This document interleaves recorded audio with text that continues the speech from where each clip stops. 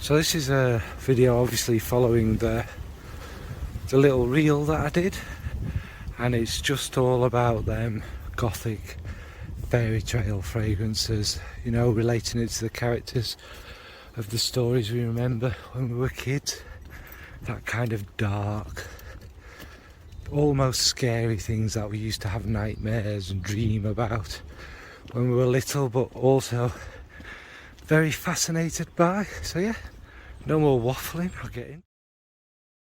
So I think the first one we all kind of recognise.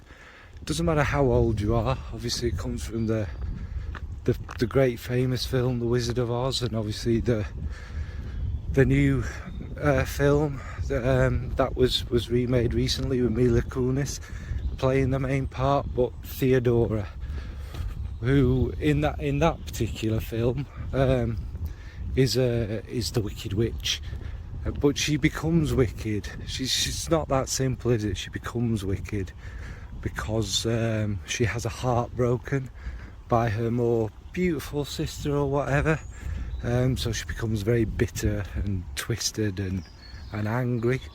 And the scent that I've chose for that one is Acro Dark, and the reason I picked that one, which you'd think was quite an unusual one to be fair, is because it's based around lots of different levels of chocolate: dark chocolate, powdery chocolate, cocoa.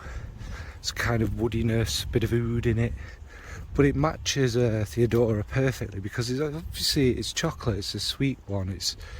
It's one we'd all kind of love and crave, and I think that kind of matches perfectly with Theodora, because ultimately she was, in that film, that version, a very sweet, lovely lass who just had her heart broken before she kind of went a bit crazy.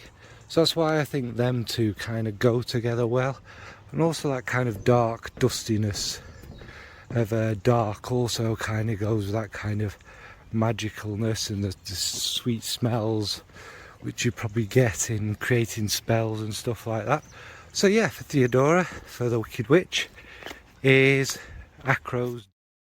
Next up is a Goblin fragrance, and for argument's sake, I've picked Jareth, the Goblin King from Labyrinth. I'm not going to go too much into his character again because it's from a story I would think we all know very well. But the reason I've kind of gone for Oud Rosewood from Christian Dior is because it's that little darkness, that dark side of it. But don't forget, he's the king, so he'd wear something very classy with the beautiful smooth rosewood. There appears to be a dead teddy bear there. You can't get much more gothically scary than that, can you? But anyway, yeah, and obviously Oud is very classy, and it's got lovely darkness to it. Darkness surrounds it all, but it's very smooth and classy. And don't forget, Jareth was kind of a smooth talker as well, wasn't he? So yeah, I don't need to waffle on too long. I'm not going to make this video too long, but that's what goes with Jareth, who's Rosewood from.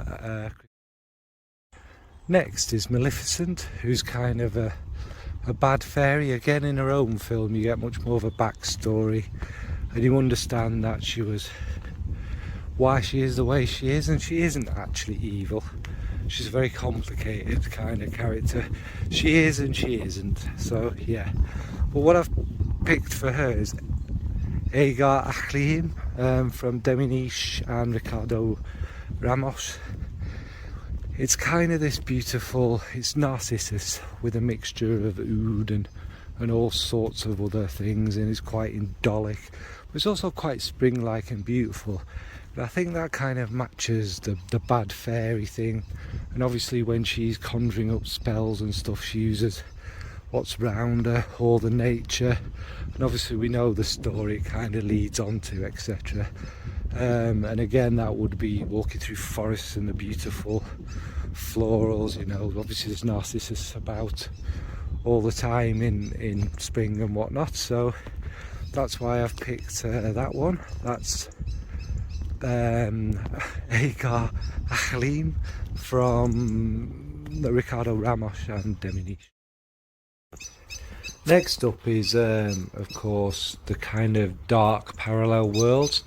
Now, I could have picked in my mind for this Alice Through the Looking Glass and things like that, but I've gone for Coraline and her kind of journey into the other world with her other family and her quite dark other mother who sews buttons into everybody's eyes.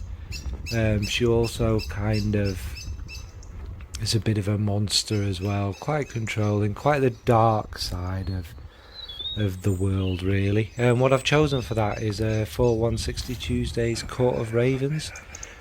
You'd think a weird one, but actually it's kind of it's a musky dark. To me, it's a walk through a dark graveyard, kind of these musky, dark animalic musks from wolves lurking about, some dark roses, and it's really quite magnificent. Absolutely, I think it's probably my favourite I've tried from Sarah's creations.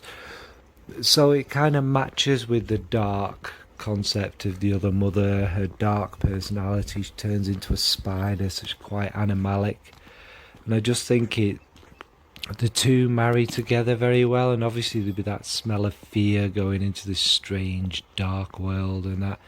And obviously again, them musky roses and kind of things are quite dangerously appealing, like I imagine the other mother would be.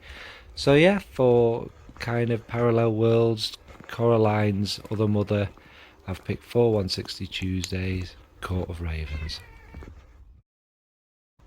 Now next is Lamia from Stardust. If you've ever seen that film, she's kind of the queen of the witches.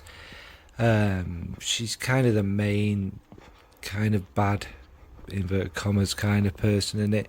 Her ultimate goal is to steal the heart of the main lass in it and to regain her youth. That's how these witches stay young and beautiful. So obviously she's quite seductive and quite powerful. And she uses her good looks, her charm to kind of get what she wants, and she's quite ruthless. So what I've gone for there is from Collage, Love Toxin, which is this, it's a magnificent dark red sweet bomb. There's cherry, raspberry, it's all these sweet fruits, might be rose in there, and all these bombastic, seductive, even a little bit animalic musks, and it kind of surrounds you. It's probably one of the strongest fragrances I think I've ever sniffed, and it's just this sweet, unbelievably intoxicating. It suits its name, it's a love toxin. This will make you fall in love and get close to you, and I think that absolutely kind of typifies and personifies the witch herself, because she wants to be loved and adored, and that aura around her. So I think Love Toxin is absolutely the best fragrance for the Witch Queen. So alright then, so that's Love Toxin from Collage. So next up is a kind of dark fawn. And I don't know if anyone's ever watched Pan's Labyrinth, one of my favourite films. Again, it's like this, to me, I call it like the Spanish version of The Lion, the Witch and the Wardrobe, the Chronicles of Narnia kind of stories, where it's this kind of escape to a fantasy land away from the war that was going on. I believe this was set during the Spanish Civil War. So again, it's this kind of childhood escape from evil there, but only to come across more evil. But anyway, Pan's Labyrinth, the faun is like he protects the labyrinth. He's kind of the gatekeeper there, and comes out to kind of entice in and wants to sacrifice and all. Anyway, I won't get too much into the film, but the fragrance I've gone for a dark faun is one from Rosa Salas, and it's called Pacho Oud. And as you can imagine, this is a kind of oud fragrance based all around patchouli.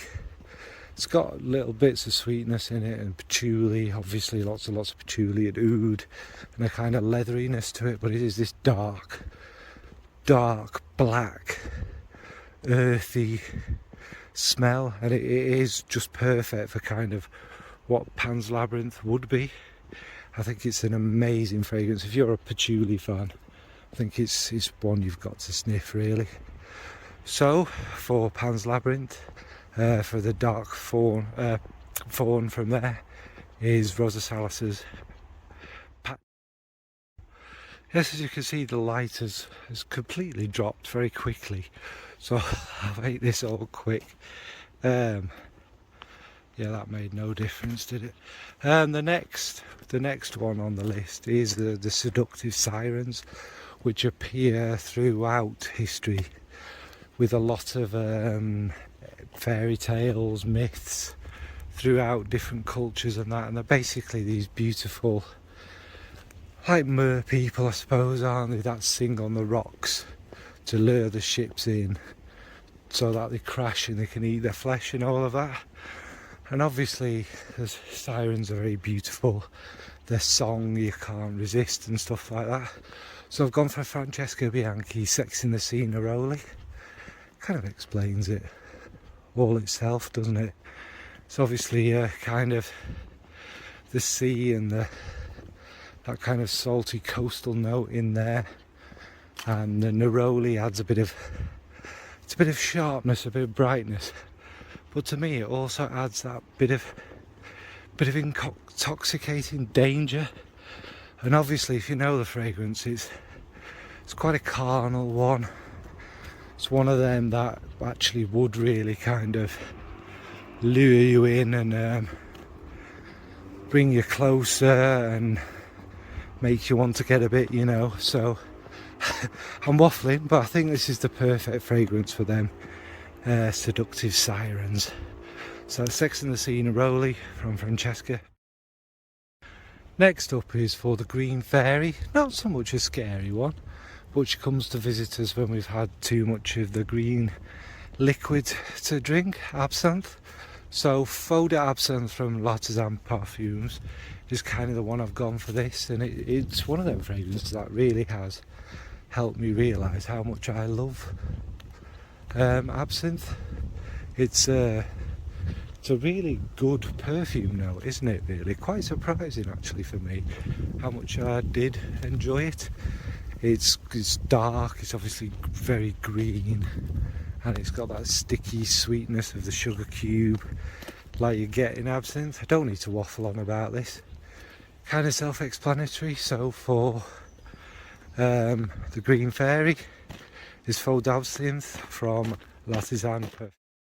And finally, quite fitting for the night, I know it's much darker than it would be in summer, is Oberyn from Midsummer Night's Dream, the King of the Fairies, who, again, if you don't know the stories, you know, he's a King of the Fairies. He's not bad. Again, he's mischievous with Puck. Is it Puck or Peck? Whichever one it is, he's the very mischievous one, and obviously Oberyn's one that kind of commands him to do this and that. But anyway, I do know the story of Midsummer Night's Dream. But anyway, yes, I've picked Kajal's Yasmina for that. Very floral, the jasmine, the kind of dark night blooming jasmine I have in mind with this, and it's got a kind of loads of whiskey and kind of boozy notes in it, and it's quite sticky.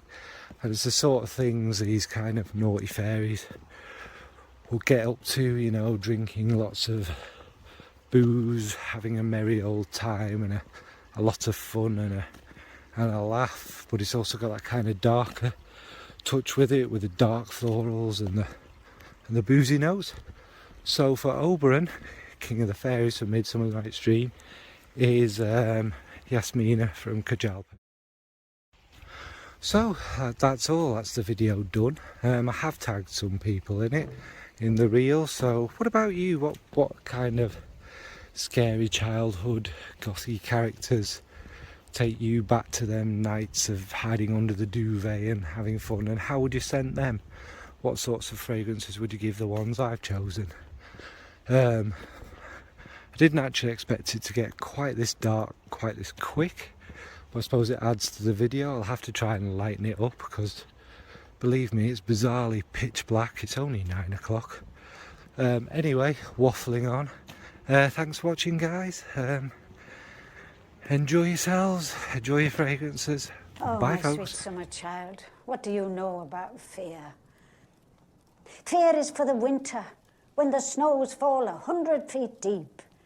Fear is for the long night, when the sun hides for years, and children are born and live and die, all in darkness. That is the time for fear, my little lord, when the white walkers move through the woods.